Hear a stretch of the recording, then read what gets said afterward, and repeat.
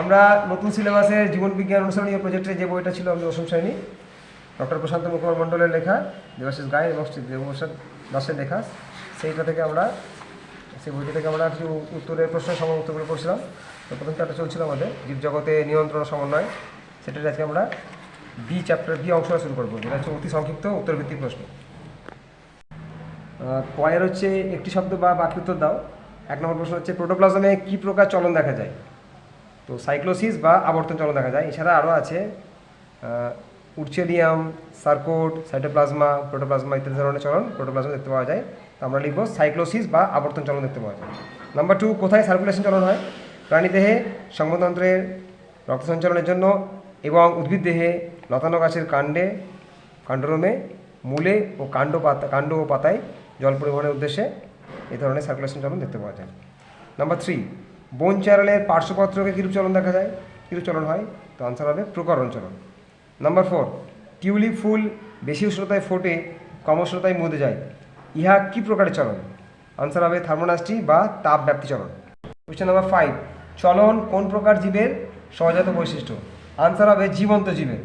Question number 6, chemonasty চলনের একটি উদাহরণ দাও। আনসারটা হবে এটি উদ্দীপকের প্রভাবে এবং উদ্দীপকের তীব্রতা অনুসারে চলন হয়ে থাকে কেমোনাস্টি চলন। একটা উদাহরণ দিচ্ছি, লজ্জাবতী উদ্ভিদের পাতা স্পর্শ করলে মুদে যাওয়া, এটা হচ্ছে কেমোনাস্টি চলনের একটা উদাহরণ। কোয়েশ্চেন নাম্বার 7, জলে ভাসমান উদ্ভিদের স্থান পরিবর্তনকে গমন বলা যায় না কেন? তো এটা গমনের ক্ষেত্রে হচ্ছে কি, গমনে জীবদেহে স্বতঃস্ফূর্তভাবে বা বাহ্যিক উদ্দীপনার পরিপ্রেক্ষিতে সাড়া দেওয়ার বহিঃপ্রকাশই হলো গমন, যেটা সাধারণত ভাসমান উদ্ভিদের ক্ষেত্রে, জলে ভেসে যাওয়ার উদ্ভিদের ক্ষেত্রে সেটা ঘটনাটা ঘটছে না, তাই এটা গমন বলা যাবে না। কোয়েশ্চেন নাম্বার 8, ট্যাকটিক চলন দেখা যায় এমন একটি উদ্ভিদের নাম লেখা বলা হয়েছে, অর্থাৎ আবিষ চলন। আনসারটা হবে ক্লামাইডোমোনাস। এছাড়া আমরা বলতে পারি ভলভক্স। কোয়েশ্চেন নাম্বার 9, গমনে সক্ষম একটি উদ্ভিদের উদাহরণ দাও। আনসার হবে ক্লামাইডোমোনাস। কোয়েশ্চেন নাম্বার 10, অক্সিন হরমোনের রাসায়নিক নাম কি? তো আনসারটা হচ্ছে ইন্ডোল 3 অ্যাসিটিক অ্যাসিড, শর্টে বলা হয় IAA। কোয়েশ্চেন নাম্বার 11, বীজহীন ফল উৎপাদনে কোন হরমোন সাহায্য করে?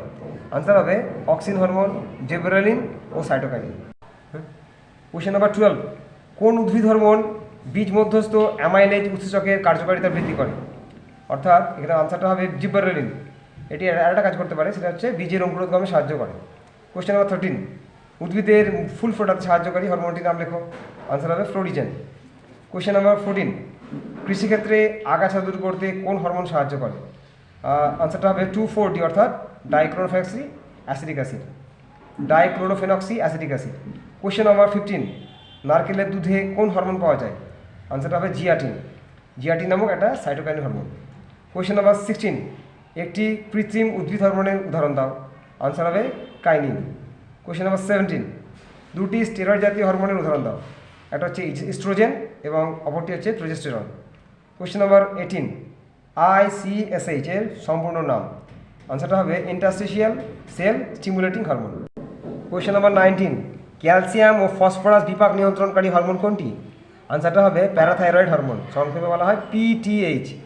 কোয়েশ্চেন নাম্বার 20, সুপ্রারেনাল গ্রন্থি কাকে বলে? আনসারটা হবে অ্যাডিনাল গ্রন্থিকে বলা হয় সুপ্রারেনাল গ্রন্থি।